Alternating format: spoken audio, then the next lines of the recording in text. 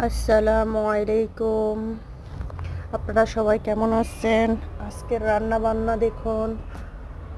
আজকে সিম আলু দিয়ে মাছের ঝোল করব, তাই মাছগুলোকে আগে হলুদ আর লবণ দিয়ে মাখিয়ে নিলাম। এবার কড়াইটা গরম করে কড়াইয়ের মধ্যে তেল দিলাম।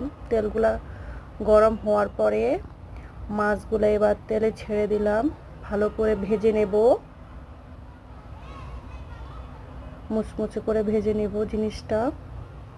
এগুলো হচ্ছে ব্রিকেট মাছ। ওপাশে চুলার মধ্যে ভাত চড়াই দিলাম। ভাতগুলা হয়ে আসছে প্রায়, আরও কিছুক্ষণ সময় লাগবে। এবার কড়াইয়ের মধ্যে তেল দিলাম। মাছ ভাজার যে তেলগুলা ছিল সেইগুলোর মধ্যে পেঁয়াজগুলা ছেড়ে দিলাম। সেটা একটু ভাজার পরে এগুলোর মধ্যে একটু রসুন দিলাম। রসুনটা ভালো মতো ভুনানোর পরে হলুদ মরিচ লবণ দিলাম। এবার কিছুক্ষণ ভালো মতো ভুনাবো। এদিকে ভাতটা আমার হয়ে আসছে।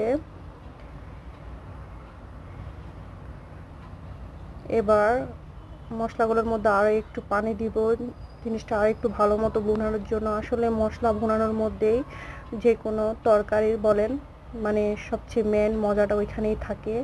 এবার আমি সবজিগুলা কেটে আগে ধুয়ে পরিষ্কার করে রেখেছি, সেগুলো আমি কষানো মশলার মধ্যে দিয়ে দিলাম। এবার নেড়ে ছেড়ে মশলাগুলো ভালো মতো মিশিয়ে নেব। মেশানোর পর এবার ঢেকে ঢেকে অনেকক্ষণ ধরে জিনিসটাকে ভালো মতো আমি ভুনাই নিব।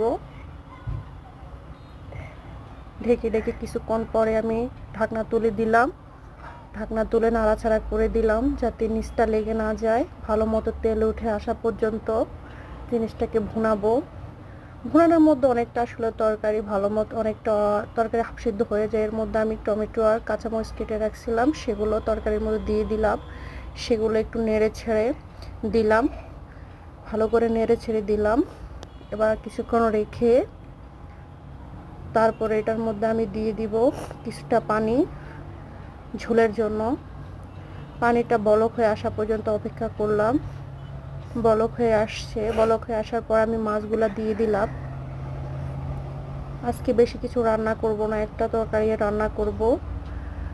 আসলে ফ্যামিলির তো একটা বাসায় অনেক কাজই থাকে, সেগুলো টুকটাক করতে করতে আজকে অনেক সময় চলে গেছে, রান্নার সময় নেই। তাই তরকারিগুলা এই দেখুন শেষের দিকে তরকারিগুলো উঠানোর আগে ধনিয়া পাতা দিয়ে দিলাম।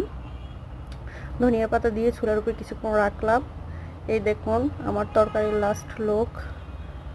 দেখছেন তরকারি কেমন হয়েছে? আপনারা সবাই কমেন্টস করে জানাবেন আর আমার চ্যানেলটাকে সাবস্ক্রাইব করবেন। ধন্যবাদ।